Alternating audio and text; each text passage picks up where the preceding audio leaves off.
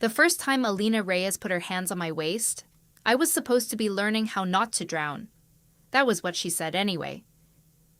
Her voice skimmed the surface of the indoor pool in that low, controlled way she used when people were watching, smooth enough to make every instruction sound like a dare. The skylights above us were black with rain, the water around my ribs was warm, and the whole aquatic therapy studio smelled like chlorine, wet tile, and the lavender lotion she always rubbed into her wrists when she was nervous. I knew that detail because I had kissed those wrists in the supply corridor behind Studio C 2 nights before, when she had caught me crying over a ruined model, and had kissed me so carefully I had believed, foolishly, that carefulness meant courage. Now half our design cohort sat along the edge of the pool with foam boards across their knees, pretending to sketch body lines for our movement installation, while really watching the class queen teach her scholarship rival to float. Alina stood behind me in the water, close enough that her breath touched the damp hair at the back of my neck. "Lean back," she said. "I am." "No, you're performing trust. That's different." My mouth went dry, which was ridiculous when I was surrounded by water. "You would know." Her fingers tightened just once at my waist, not hard, not claiming, but enough to remind me she still knew exactly where I carried fear. "Yes," she said quietly, so only I heard. I would. 3 hours before that, she had pretended not to know me in the north hallway. That was the part nobody in the pool understood. To everyone else, Alina and I were the polished rivalry the Institute liked to put on donor brochures, the elegant legacy student with medals, money, and a last name carved into one wing of the library, against the stubborn grant student from a town nobody at Saint Orla could find on a map without zooming in. We competed for the same graduate showcase slot. We argued over material ethics in seminar. We corrected each other's calculations in fabrication lab with the kind of precision that made classmates lean closer. If anyone saw Alina looking at me too long, they called it rivalry. If anyone saw me waiting after critique until her friends were gone, they called it strategy. It had been convenient at first. Rivalry gave us cover. It let her stand too close while pretending to challenge my measurements.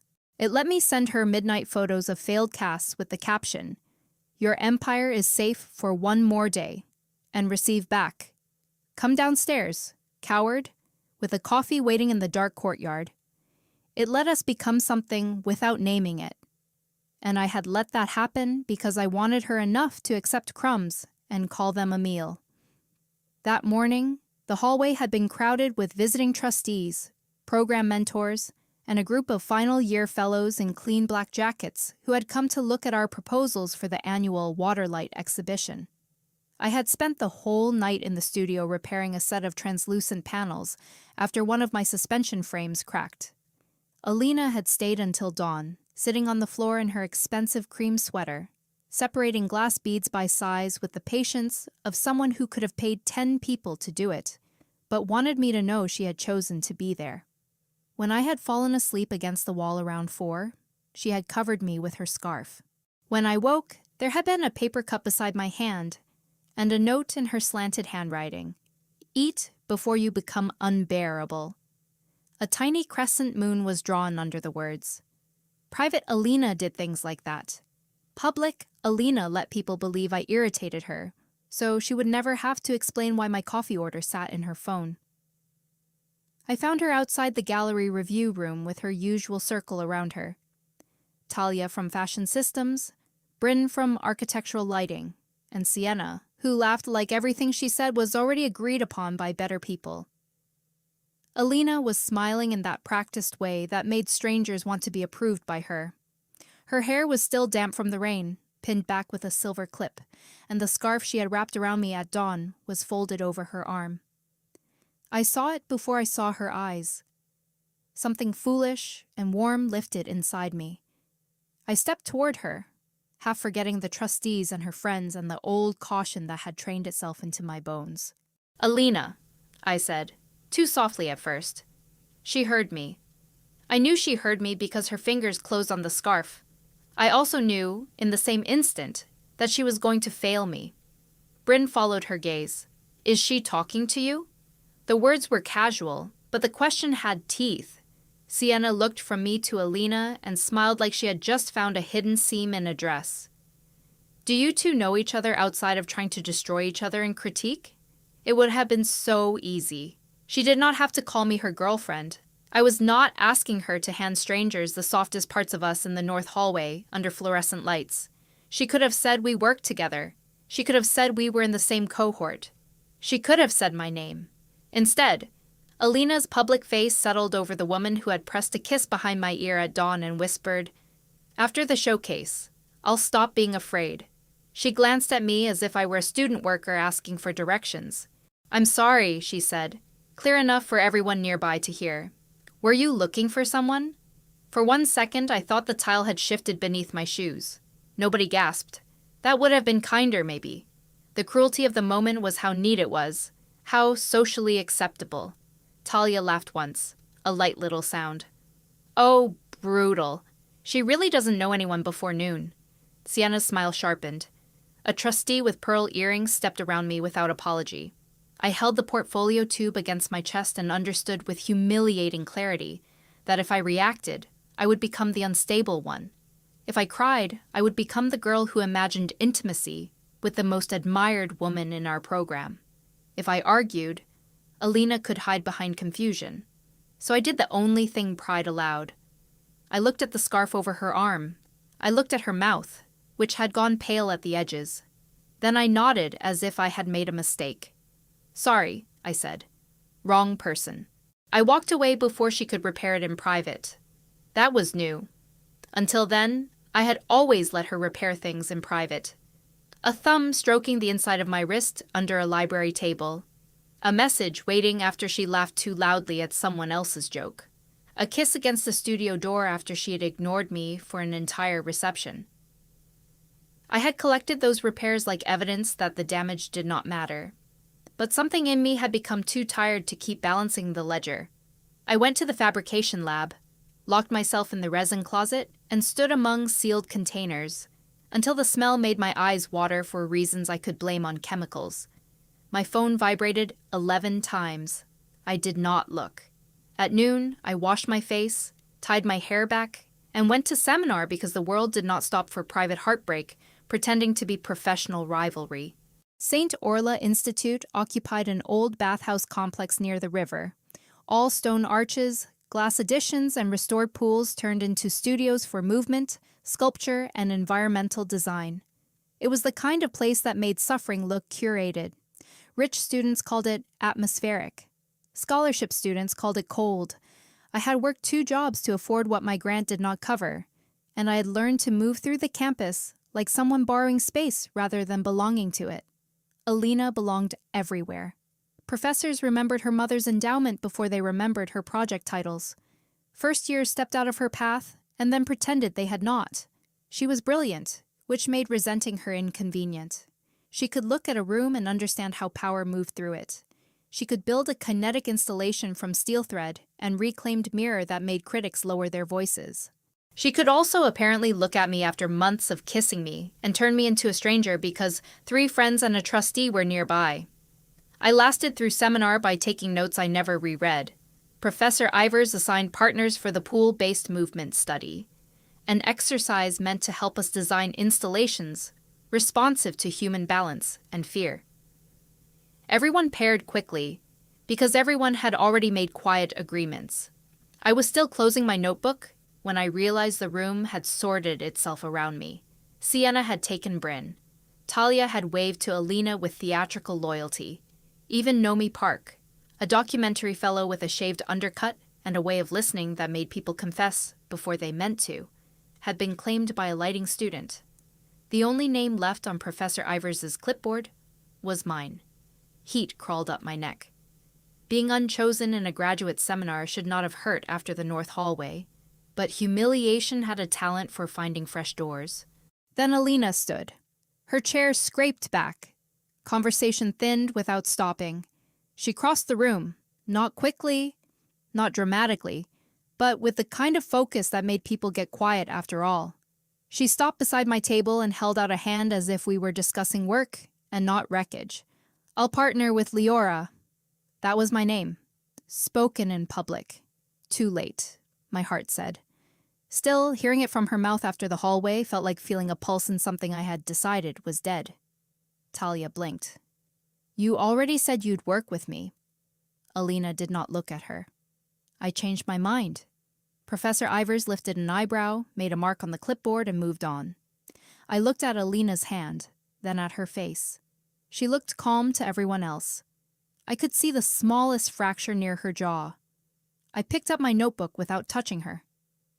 You don't have to make a scene, I said under my breath, as we followed the others toward the pool wing. I'm not. You crossed the room in front of everyone after pretending I didn't exist. Her step faltered once, so briefly only someone who had learned her rhythms would notice. I know what I did. Do you? I asked. Or do you know that you feel bad now? The words came out quiet, not sharp, which made them worse. She opened her mouth, then closed it because Bryn had turned around. Public Alina returned like a locked door. We should focus on the exercise, she said. I almost laughed. The sound would have been ugly, so I swallowed it. Of course, I said. Wouldn't want anyone to think we were discussing something personal. At the pool, the class changed behind frosted glass stalls and emerged in dark suits and institute-issued robes. I hated the water before I stepped into it. I could swim badly, enough not to die in a calm lake, but floating required the kind of surrender my body considered suspicious. Alina moved through water as if it recognized her.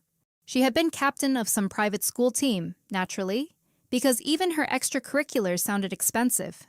When she waded toward me, the others watched with open curiosity. The rivalry angle amused them. Two top candidates forced into a trust exercise after months of slicing each other apart in critique. If they noticed the tension under it, they translated it into competition. That was what hiding did. It made liars of witnesses. Put your shoulders back, Alina said, standing close enough that the water between us trembled. You're trying to hold yourself up by force. Force has served me well. Not in water. Maybe I don't trust water. Her eyes flicked to mine. Maybe you shouldn't trust anything that changes shape to fit the container. It was the first honest thing she had said all day, and I hated that my body understood her before my pride could reject it. She offered both hands, palms up. I won't let you sink. That's not the same as giving me a reason to trust you. A muscle moved in her cheek. No. She lowered her voice. It isn't. The exercise required one partner to support the other into a back float and hold only at the waist until the floating partner found balance. Around us, classmates laughed and splashed. Professor Ivers called reminders about consent and pressure points. Alina waited. That mattered and did not matter. Say stop, and I stop, she said. Say let go, and I let go. You didn't give me that choice this morning. Her hands lowered slightly in the water, not touching me. I know. Don't say it like confession fixes it. It doesn't. The honesty landed heavily because it had nothing to decorate itself with. I hated that I could tell she was trying not to reach for me. I hated more that part of me wanted her to. I turned my back to her because the exercise required it, not because I had forgiven anything. Her hands came to my waist with a gentleness that made anger harder to hold cleanly. I leaned back. Water climbed my ribs, my shoulders, the sides of my throat. Instinct tightened me into a plank. Breathe out, she said. Don't command me. I'm not commanding. I'm asking your body to stop fighting physics. Despite myself, a tiny sound escaped me, almost a laugh. Her thumbs stilled against the fabric of my suit, as if the sound hurt her. There, she said. You do remember how. How to float. How to laugh at me. You make it easy. I used to. The past tense moved through us like cold current. For a few seconds I found balance. The ceiling blurred above me, white beams bending through reflected light. Alina's hands stayed at my waist. Support, not possession. I could feel the difference. Then Talia called, Careful, Reyes. If you hold her any longer, people will think you've gone soft. Laughter skipped across the pool. My body jerked. Water slapped my chin. Alina's hands tightened before I could sink. She pulled me upright, one arm around me, fast and instinctive. For one breath, we were too close to be explained by coursework. Her face hovered inches from mine. No public mask in place. Are you okay? she asked. Not elegant, not smooth, frightened. I could have lived on that voice once. I stepped back until her arm fell away. I'm fine. She turned to Talia.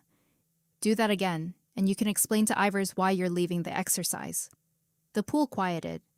Talia's mouth opened, then shut. Alina did not raise her voice. She did not have to.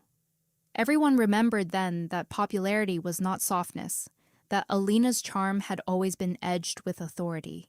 It should have felt satisfying to be defended. Instead, it made my chest ache with a new kind of resentment. She could do it. She could choose me in public when fear for my safety cut through her pride. She simply had not chosen me when all that was at risk was her image. After class, she followed me into the corridor where the old bathhouse tiles sweated from the humidity. Liora, I kept walking. I have work. Please. That stopped me more than I wanted it to. Alina Reyes did not say please where people could hear. A first-year carrying towels glanced between us, then hurried on. I folded my damp robe tighter. You get 2 minutes. I panicked this morning. No, you calculated. She flinched. Good, I thought, and then hated myself for needing evidence she could hurt. They were watching, she said. The trustees, my friends. Talia? I was watching too. Her eyes closed for half a second. I know. Do you understand that you didn't just hide us? You made me look foolish for knowing you. Yes. No, Alina. You made me lie to protect your lie. You made me apologize for speaking to someone who kissed me 6 hours earlier. Her face changed at that. Not dramatically, but enough. I didn't think of it like that. That's the problem. I shifted my bag on my shoulder. You think of your fear in detail. You think of my pain in summary. She drew in a breath and looked down the hall, where 2 students had slowed near the lockers. For a terrible second, I saw the old habit rise in her, the instinct to step back, to lower her voice, to protect the outline of herself from public speculation. Then she stayed where she was. You're right, she said, louder than comfort required. The 2 students stopped pretending not to listen. I hurt you because I was afraid people would know I wanted you. That was cowardly. Hearing it did not heal me. It did something more dangerous. It made the wound visible. Don't practice bravery on me after the damage, I said. Go be brave somewhere it costs you something. I left before I softened. That became my first real act of self-preservation. Not the perfect speech, not the dramatic exit, just walking away while I still wanted to turn back. In the locker room, I checked my phone. There were 17 messages. Her name appeared again and again, each preview more stripped of control. I'm outside the lab. I'm sorry. I know that isn't enough. Please eat. I know you hate when I say that. I deleted the thread without reading the rest because I knew myself. If I let private Alina back into my palm too soon, she would become real enough to outweigh public Alina again, and I could not survive being loved in fragments. For the next week, I treated her like a colleague, not an enemy. Enemies took too much energy. I answered project questions in group meetings. I challenged her prototype notes when they were wrong. I thanked her once when she passed me a missing drill bit. I did not meet her in courtyards. I did not let her corner me in the stacks. When she waited by my studio door after midnight, I walked past her with my headphones on and a playlist silent in my ears. The first 2 days, her friends watched with amused confusion. By the 4th, confusion became interest. By the 6th, Sienna asked in critique if I had finally conceded defeat in the Reyes March rivalry. I looked up from my notes. Not everything women do near each other is about winning, I said. Nomi Park, seated 2 rows behind me, made a small appreciative sound. Nomi had been easy to underestimate because she never tried to dominate a room. She documented things instead. Hands shaping clay, people hesitating before doors, the way a lie changed posture before it changed speech. Her film project that term explored witnessing as care, which sounded pretentious until she showed 10 minutes of footage and made half the seminar cry without using music. She began appearing near my work table with practical excuses. Did I know where the archival clamps were? Could she film the water reflections on my glass panels? Did I want the sandwich she had bought by accident, because apparently the cafe considered mustard a personality? She did not ask about Alina at first.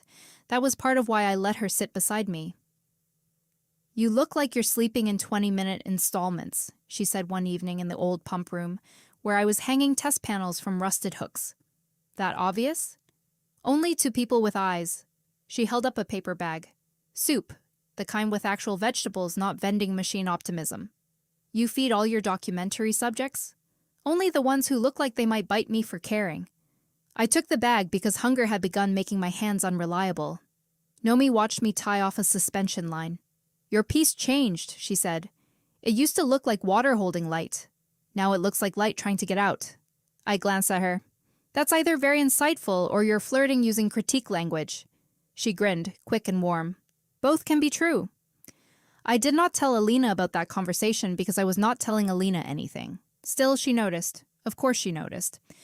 Alina noticed when a professor changed pen colors. She noticed when my left shoulder rose because I had skipped lunch. She noticed Nomi leaning against my table with her sleeves rolled up, laughing at something I said. Watching her notice was like watching a storm decide whether to become weather. She did not interrupt. That mattered, though not as much as it would have before. She simply stood across the studio with a coil of copper mesh in her hands, her expression unreadable except for the little white mark where her thumb pressed too hard into the wire. The lunch invitation happened on a Thursday, in the central atrium where everyone ate because rain had driven the outdoor tables useless. The atrium had once been the bathhouse reception hall. Now it held long wooden tables under hanging plants, and a glass roof that made every conversation feel public. I sat with my sketchbook open beside a bowl of noodles, pretending to refine anchor points while actually enjoying Nomi's story about bribing a retired bus driver to appear in her film. She spoke with her whole face, not loudly, but with a looseness that made the space around her feel easier. Across the atrium, Alina sat with Talia, Bryn, and 2 trustees' interns. She had positioned herself where she could see me without turning her head. I noticed because I was not immune, only wiser. Nomi reached over and tapped my sketchbook with the end of her chopsticks. "There's a small exhibition at the River Warehouse tomorrow night. Student work, terrible wine, decent light. Come with me." The words were simple. No performance, no trap. I looked up, and she did not look away. "As research?" I asked. "As a date," she said. Around us, the table continued for half a second, as if the air had not changed. Then Bryn, 2 tables away, went quiet mid-sentence. Someone's fork touched ceramic too loudly. I felt Alina before I looked at her. She had gone still in the way predators and frightened people both do. Nomi did not glance toward her. That was important. She had not asked me out to create a scene. She asked because she wanted to. Because I had become visible to someone while I was trying to disappear. My first impulse was panic, not because I disliked her, but because being wanted openly felt almost indecent after months of being hidden like contraband. "You don't have to answer now," Nomi said gentler. "I know your life has weather. That's one word for it. I like weather. I film it badly, but I like it." I smiled before I could stop myself. That was when Alina stood. She did not march over.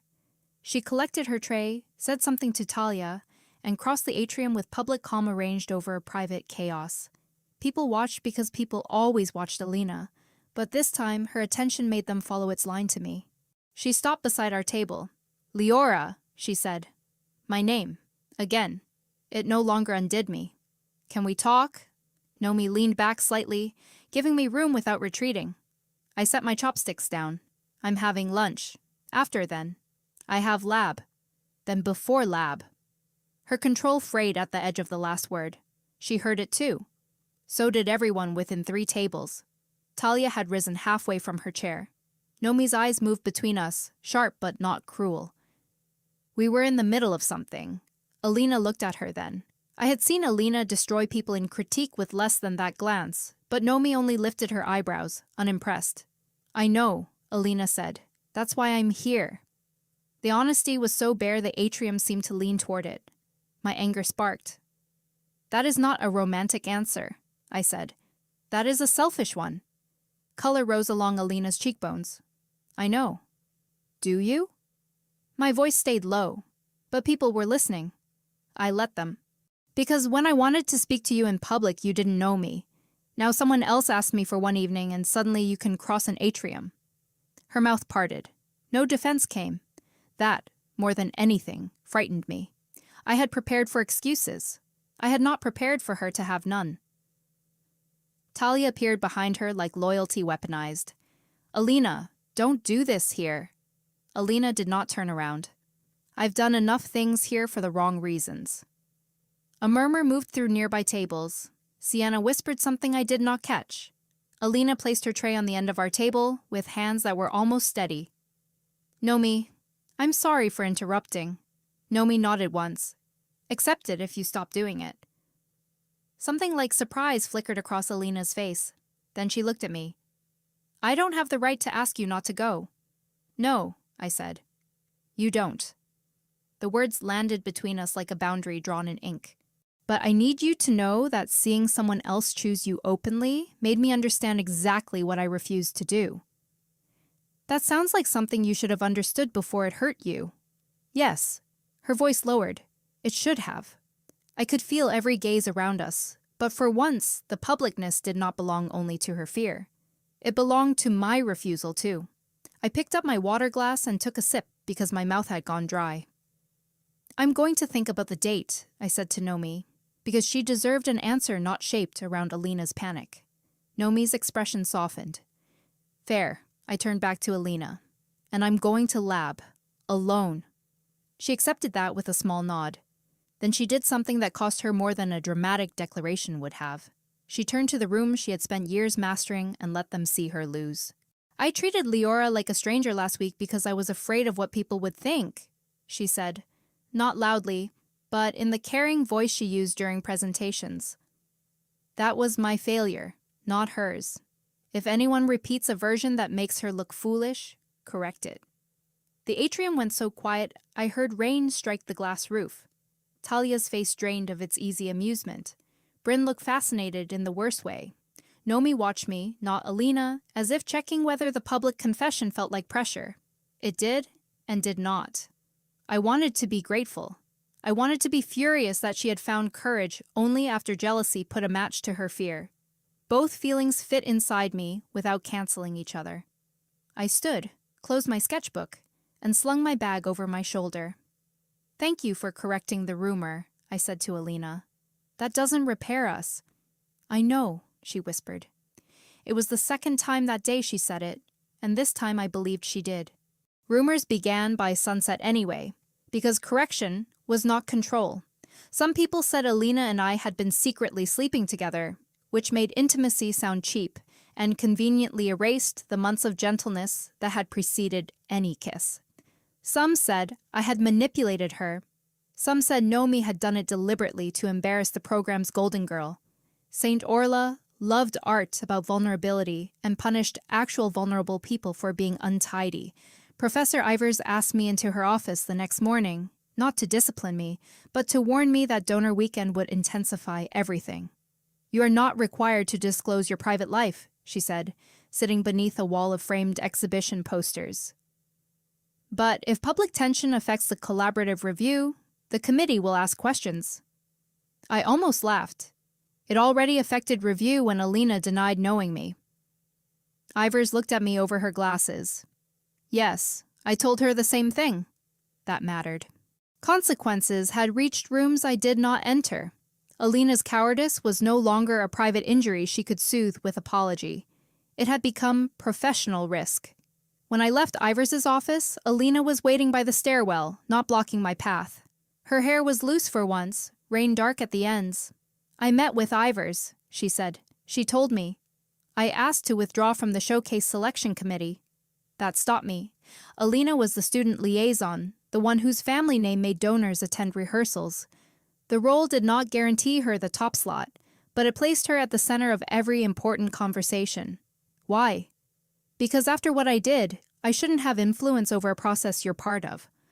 That will make people talk more. Probably. And your mother? Her mouth tightened. There it was, the old pressure.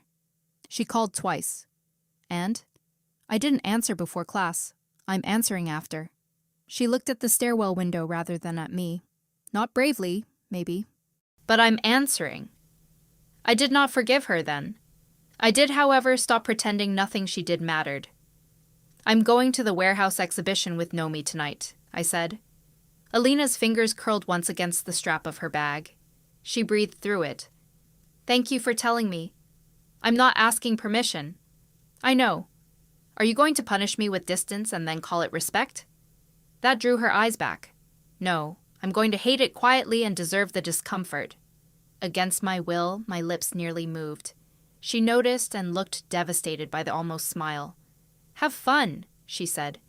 The words sounded like broken glass wrapped in cloth. I mean that badly, but I mean it. I walked away before kindness complicated the shape of my resolve. Nomi was not a consolation prize. I reminded myself of that while dressing for the warehouse. She deserved better than being the room I entered to escape another. So when she met me outside the river building in a rust-colored coat and boots scuffed from actual use, I told her the truth before we went inside. I'm not over someone. Nomi looked at the rain sliding down the awning. I gathered. I don't want to use you to prove I can be wanted. Good. I'm very charming, but I'm not a self-esteem workshop. I laughed, startled into it. I'm serious. So am I. She faced me then, her expression open but not soft enough to be foolish. I asked you because I like the way you look at things before deciding what they are. I also like that you can admit complicated truths before buying terrible wine with me. We can call tonight a date with an asterisk. What does that mean? It means I won't pretend I have no interest, and you won't pretend you're free in a way you're not. We see the exhibition. We talk. Nobody lies. It was almost embarrassingly restful, spending an evening with someone who did not require translation. Nomi introduced me to 2 filmmakers, asked sharp questions about projection mapping, and bought a paper cup of wine so awful we abandoned it on a windowsill, like evidence of a crime.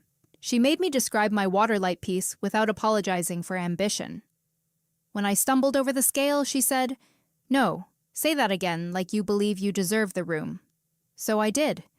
By the end of the night, I realized something important and inconvenient. I could have chosen Nomi in another life. Not as revenge, not as proof, but because she was clever, kind without being bland, and unafraid to be seen wanting. The fact that my heart still turned toward Alina did not make Nomi lesser. It made my decision heavier. Outside, under the warehouse awning, Nomi tucked her hands into her coat pockets. "Can I kiss you?" she asked. The question was so clean it hurt. I thought of Alina's mouth in the supply corridor, Alina's denial in the hallway, Alina's hands at my waist in the pool. I thought of the version of me who would have said yes to avoid seeming damaged. I shook my head slowly. I want to be able to say yes without using the kiss to run from something. Nomi nodded, disappointed but not insulted. That is irritatingly healthy. I'm sorry. Don't apologize for not making me collateral. She bumped my shoulder with hers. Let me walk you to the tram as a person with excellent boundaries and mild romantic frustration. I smiled. I can live with that. When I got home to my tiny rented room above a closed bakery, there was a message from Alina. Not 17. 1. I told my mother. No punctuation after it, as if adding a period would make it too final. I sat on the edge of my narrow bed, coat still on, and stared at those 4 words. Then another message arrived. She said I was reckless. She said I was risking my place here. She asked if you pressured me. I told her the truth. I pressured you to disappear, and you finally stopped letting me. I am not proud. I am trying to become someone who can be. I did not answer. I put the phone face down and cried for a long time, not because everything was fixed, but because she had taken the fight to the place where fear had roots. The next week changed the shape of campus. Alina's mother, Liora Reyes, arrived for donor weekend in a charcoal suit that probably cost more than my first year of rent. She moved through Saint Orla with the serene entitlement of someone who had funded enough walls to believe she owned the air between them. I saw her first, across the old library, standing beside Alina under a portrait of the bathhouse founder. Alina looked younger beside her, not visibly intimidated, but refined into stillness. Lenora's gaze passed over me, returned, and sharpened with recognition. I expected Alina to look away. She did not. She said something to her mother, then crossed the library toward me while half the donor committee pretended to examine catalogs. "Liora," she said, "my mother would like to meet you."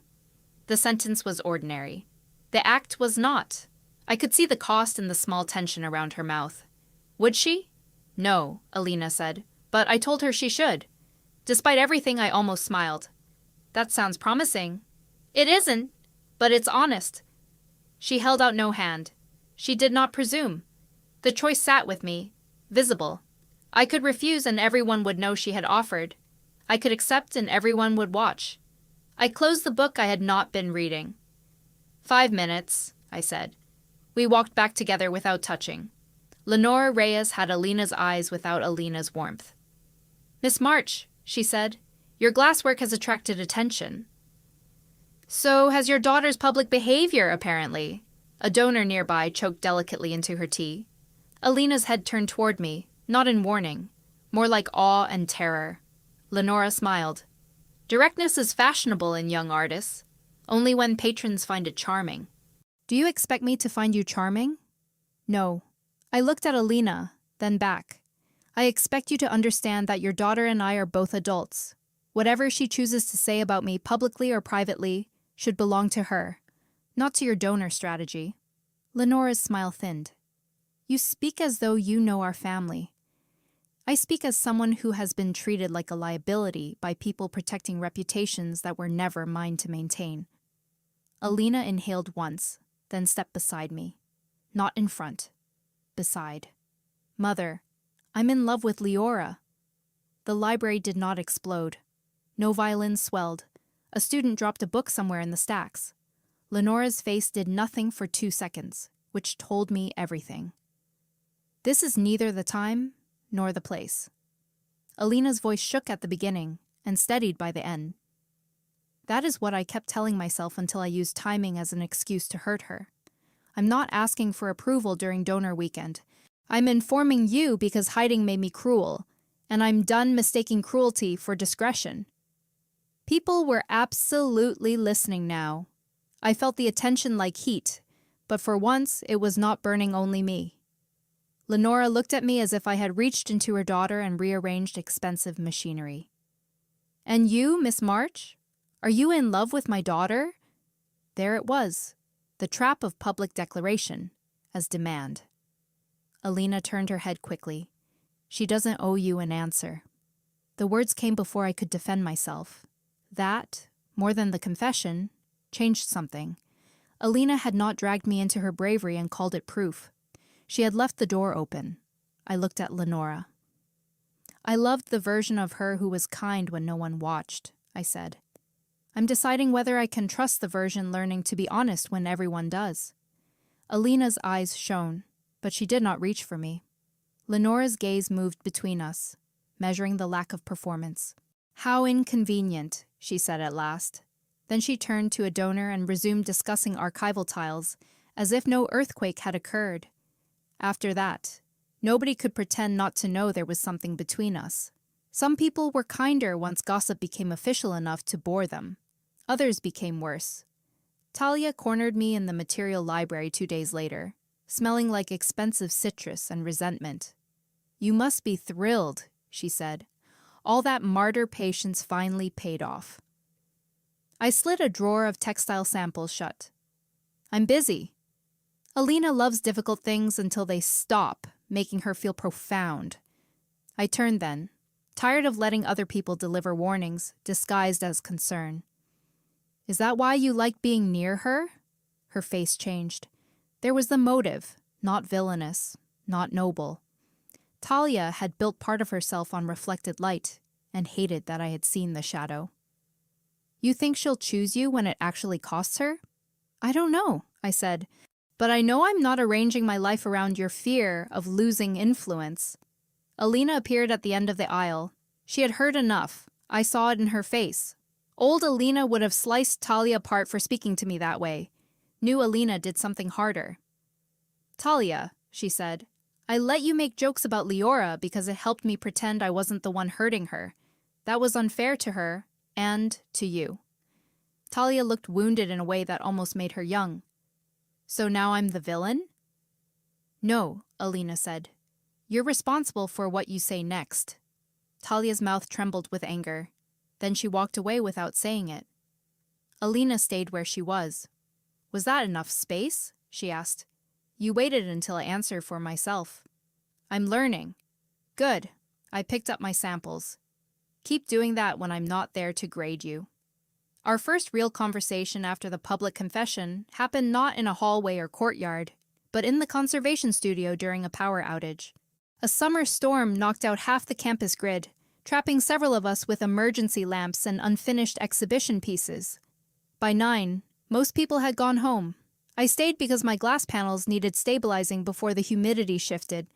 Alina stayed on the opposite side of the room, repairing a motor assembly with a flashlight between her teeth. We worked without speaking for almost an hour. It should have been awkward. It was, but usefully so. Silence with a task inside it felt different from silence used as avoidance. When the rain intensified, she looked over. Your left anchor is taking too much weight. I checked. She was right. I hate that you noticed. I considered pretending not to. I gave her a look. She winced. Bad phrasing. Terrible. A small laugh moved through the room and left us both startled. She set down the motor. Can I help? I wanted to say no on principle. The cable creaked. Principle did not outrank physics. Hold the frame. Don't adjust anything unless I ask. She came over and braced the panel exactly where I indicated. We stood close, hands inches apart on the suspended glass, lamplight turning her face gold at the edges. I miss you, she said. Not as a weapon, not as a request. A fact placed carefully on the table. I miss who I thought I was with you, I said. The words hurt her. I saw it, and for once I did not rush to soften them. I miss being unafraid in private, but I don't miss waiting for doors to close before you became tender. She nodded. I used privacy like a room where consequences couldn't enter. And I helped build it. Her eyes lifted. You were trying to protect something you loved. I was trying to be chosen, without asking to be. The frame stabilized under our hands. Rain filled the windows with moving silver. Nomi asked if she could kiss me, I said. Alina went very still, but she did not interrupt. I said no. Not because of you exactly. Because I didn't want to turn her into an answer to a question you left open. She seems kind. She is. And interested.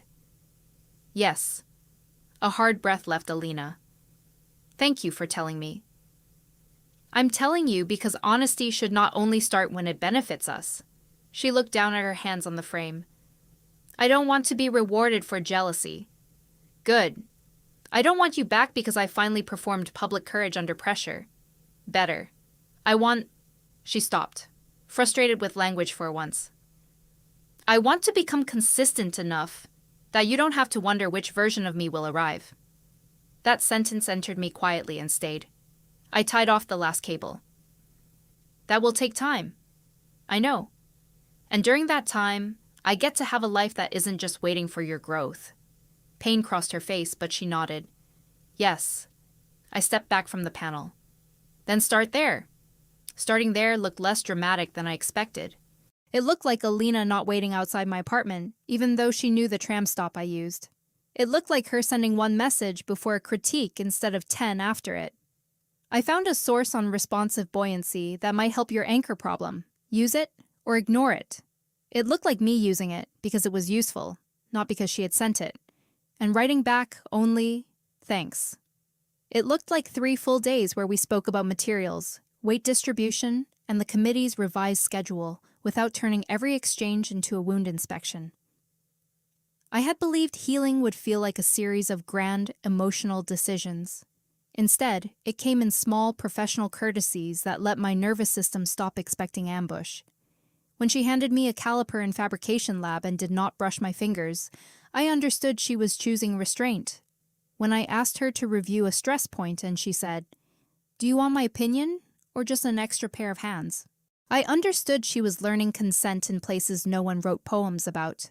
The harder tests came during the rehearsal presentation for donor walkthroughs. Each candidate had to stand beside their unfinished installation, while small groups rotated through, asking questions with the bright cruelty of people who funded art, but preferred artists grateful and tidy.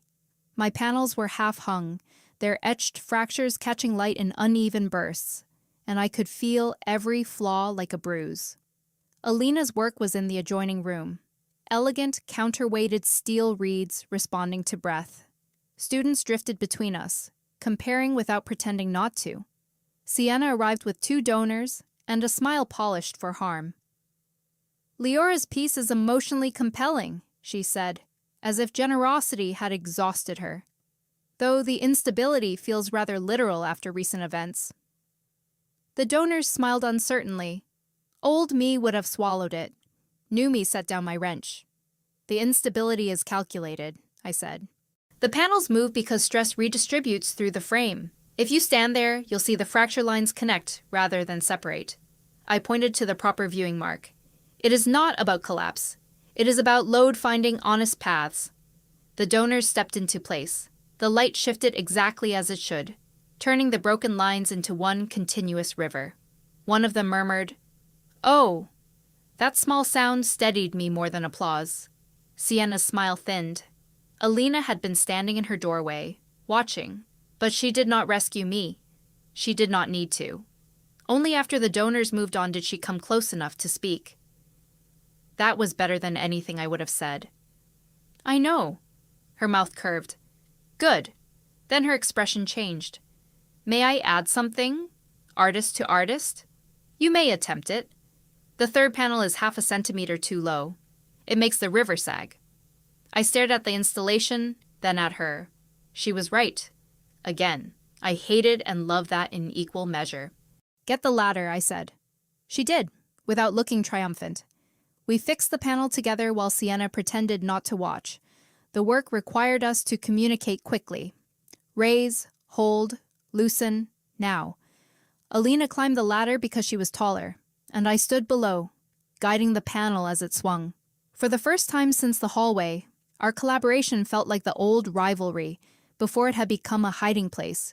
Sharp, focused, almost joyful, because each of us trusted the other not to be mediocre. When the panel settled correctly, the whole piece changed.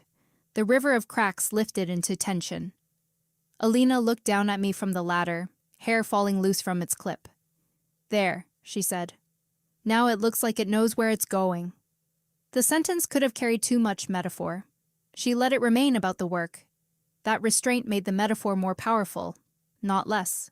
Later that afternoon, Professor Ivers asked me to help lead a small workshop for visiting foundation students who wanted to see the pool wing. I agreed before realizing Alina had been asked too.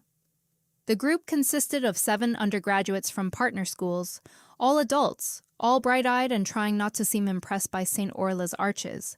One of them asked how collaboration worked when 2 artists had competing instincts. I nearly said, badly, if one of them lies in hallways. Instead I said, you need a shared definition of risk. If one person thinks risk means technical failure, and the other thinks risk means embarrassment, you'll design around different fears. Alina, standing beside the old diving blocks, looked at me. "And you have to name which fear is actually controlling the project," she added.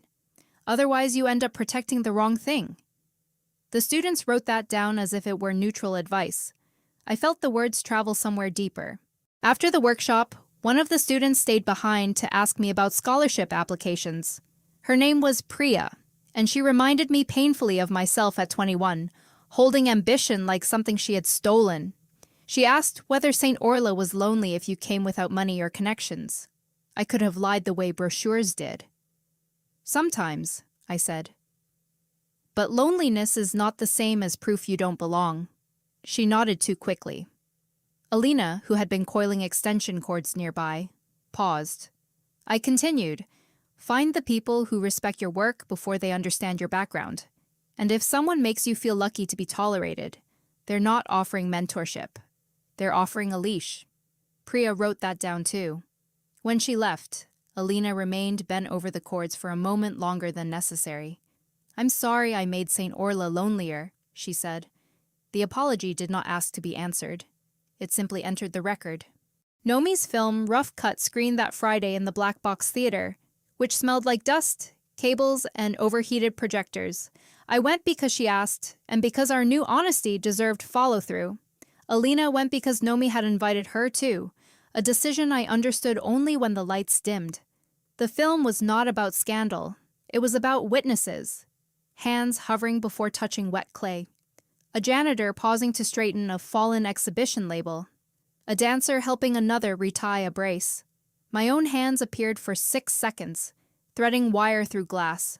Then Alina's hands entered frame, not touching mine, holding the panel steady from the other side. The camera lingered on the space between us. Not absence, choice. In the darkness, I heard Alina inhale softly 2 seats away. Nomi had seen us more clearly than either of us had at the time. During the feedback discussion, a student asked Nomi if she believed observation changed the thing observed. Nomi leaned forward, elbows on knees. "Always," she said. "But pretending not to observe changes it too. Refusing to witness someone can be an action." The room accepted the answer academically. I felt Alina turn her head toward me. She did not speak. She did not need to. Afterward, in the lobby, Nomi handed me a flash drive. "Your footage, in case it helps your documentation." "Thank you. And before you ask, no, I didn't make you two look tragic on purpose. We handled that ourselves? With alarming dedication." Alina, standing close enough to hear, said, "I deserved that." Nomi studied her for a second. "You did, but you're less boring now." Alina blinked. I laughed so hard I had to cover my mouth. That night became the first time the 3 of us occupied the same conversation without jealousy steering it. We walked from the black box to the tram under a sky clearing after rain. Nomi talked about editing structure. Alina asked real questions instead of performing expertise. I listened to them discuss documentary ethics and realized jealousy had flattened my imagination. I had thought any connection between them would threaten me. Instead, their differences clarified my own choices. Nomi moved toward truth by inviting it into the room and seeing who stayed. Alina moved toward truth as if crossing ice, testing each step for cracks. I cared for them differently. One affection opened possibility. The other carried history, damage, repair, and a stubborn hope I had not managed to extinguish. Knowing the difference did not make me weak. It made me honest. When my tram arrived, Nomi hugged me first. "Don't overwork tonight." Bossy. Documentary people are legally required to interfere. She left to catch the eastbound line, waving without lingering. Alina remained beside me on the platform. Her coat collar was turned up against the cold. "She is good for you," she said. I watched Nomi disappear down the stairs. "Yes." The old Alina would have asked if that meant something dangerous. This Alina only nodded. "I'm glad. Are you?" "Not purely." The admission came with a crooked, self-mocking smile. "But enough that the selfish part doesn't get the deciding vote." The tram doors opened. I stepped inside, then turned before they closed. "That is the first jealous thing you've said that didn't make me want to run." Her smile faded into something tender. "Progress?" "Progress," I said, and let the doors slide shut between us. The final rehearsal before donor night nearly ruined everything for reasons that had nothing to do with romance. A suspension motor in Alina's piece failed during a test cycle, sending one steel reed snapping sideways into a support column. No one was hurt, but the sound cracked through the gallery like a gunshot. Alina went perfectly still, the kind of still that meant panic had found its oldest room in her. Technicians rushed in. Halvern began speaking about insurance.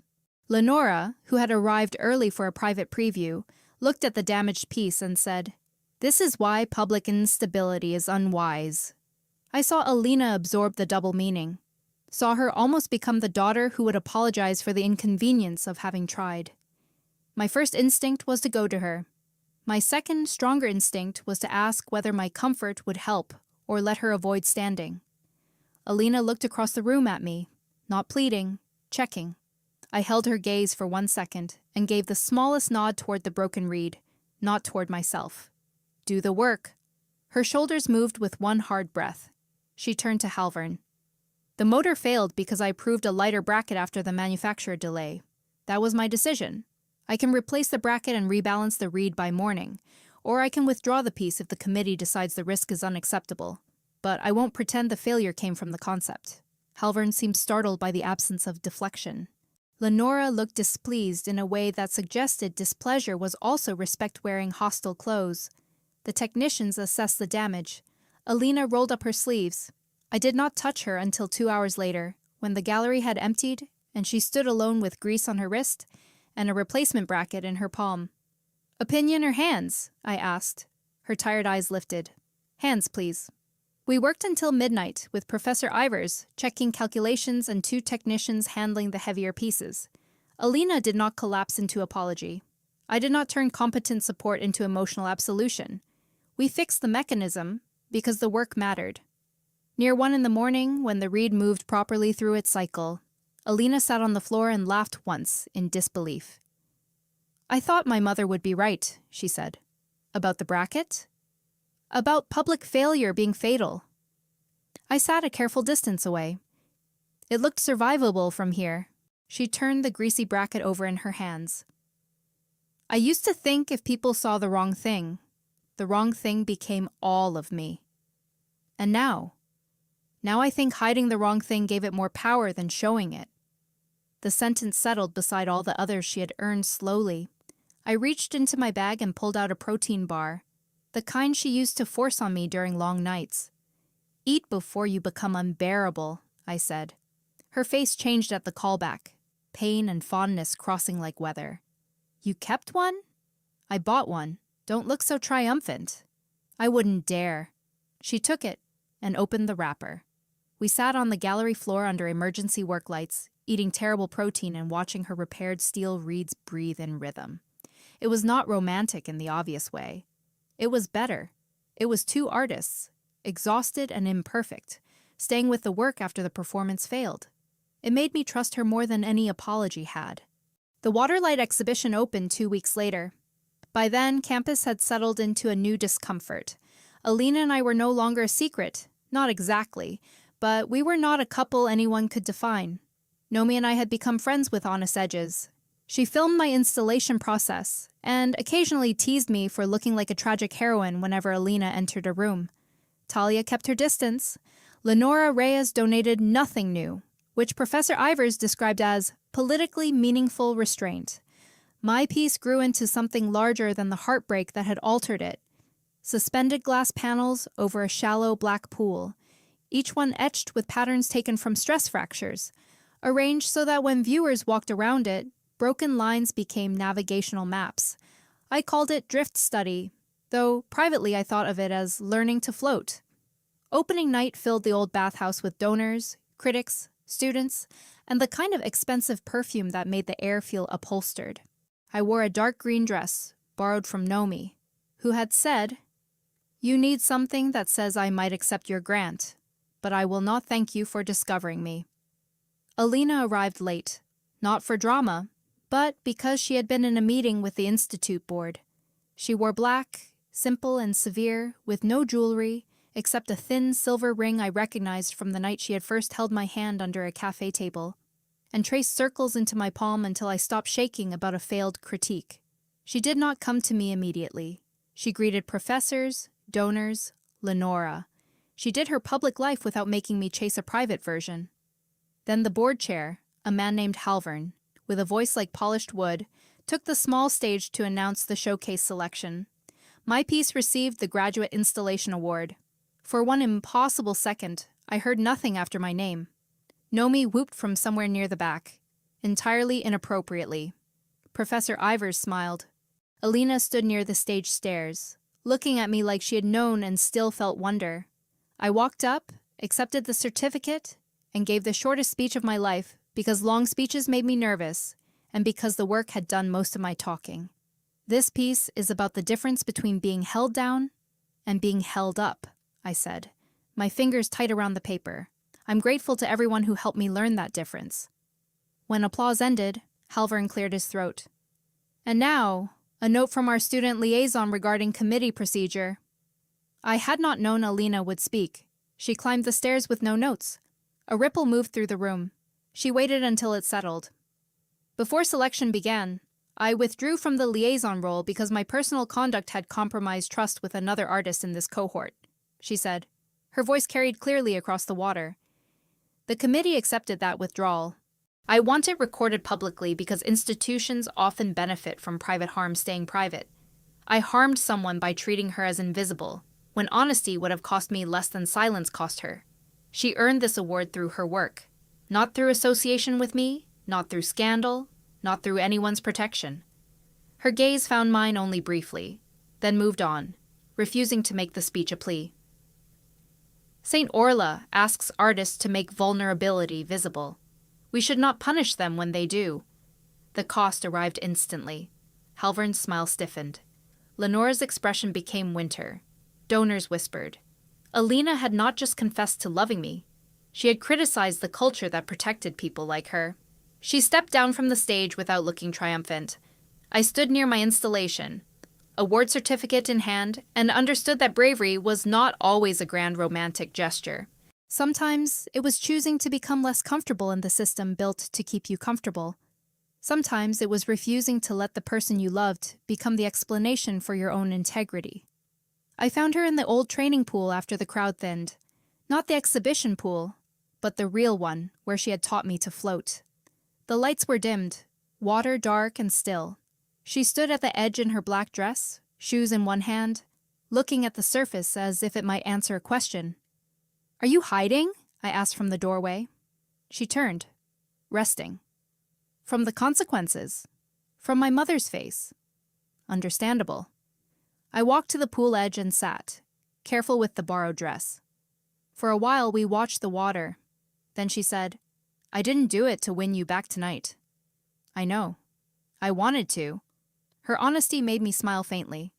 Also know that. She sat beside me, leaving space. Did it make things worse for you? Maybe socially, not inside. She looked at me then. The old pull was still there, but it had changed shape. Less hunger, more recognition. Can I ask you something? Yes.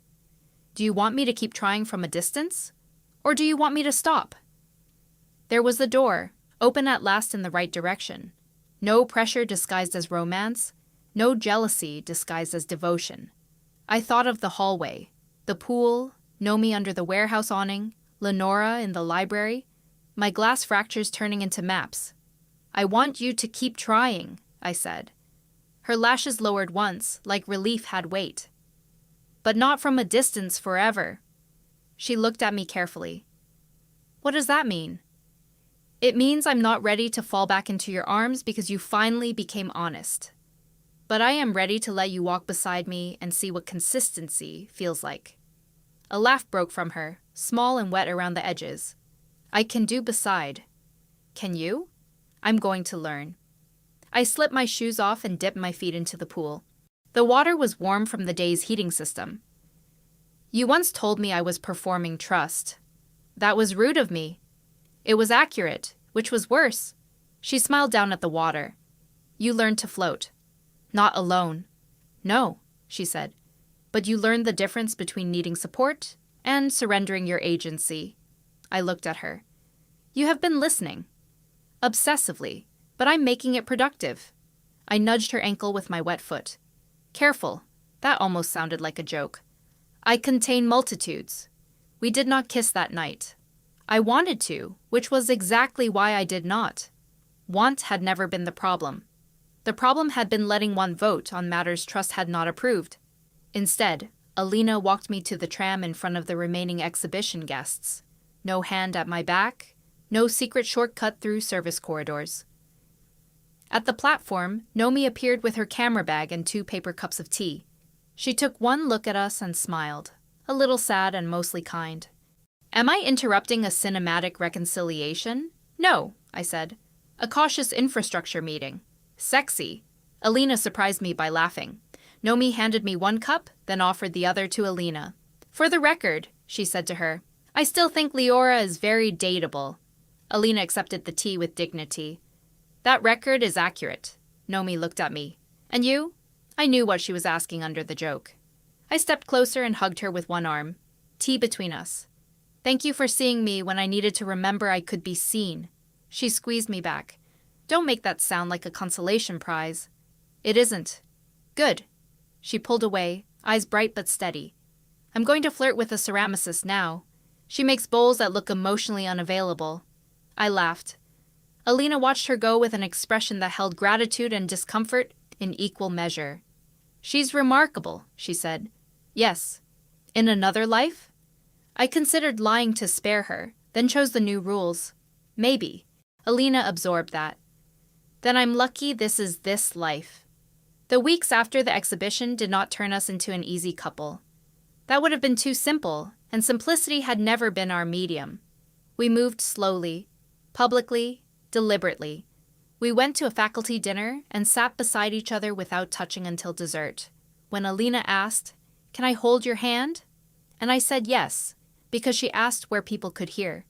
We worked in the studio without using work as an excuse to avoid emotional repair.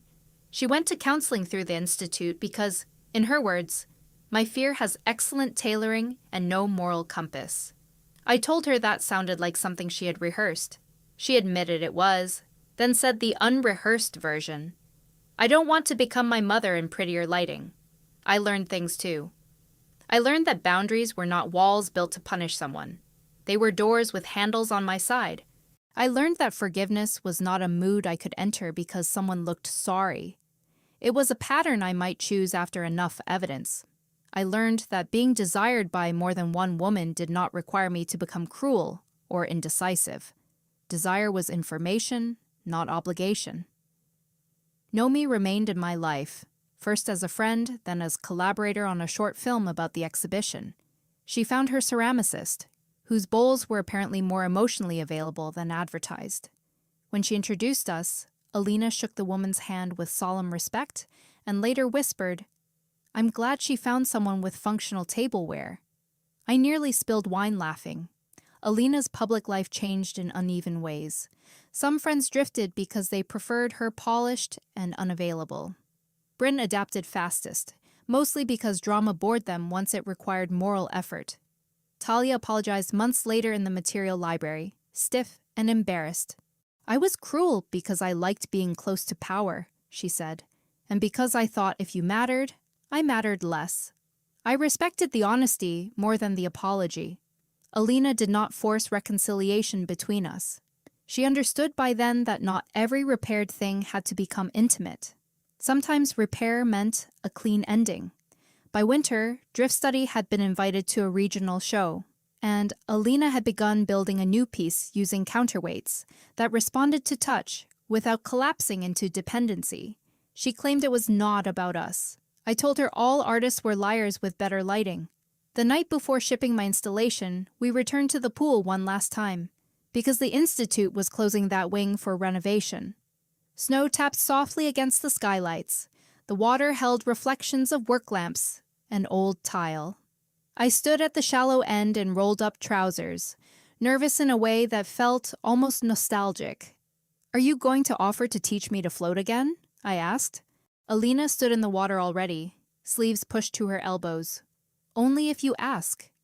That answer settled in me like warmth. I stepped down. The water rose around my calves, knees, hips. She waited at arm's length.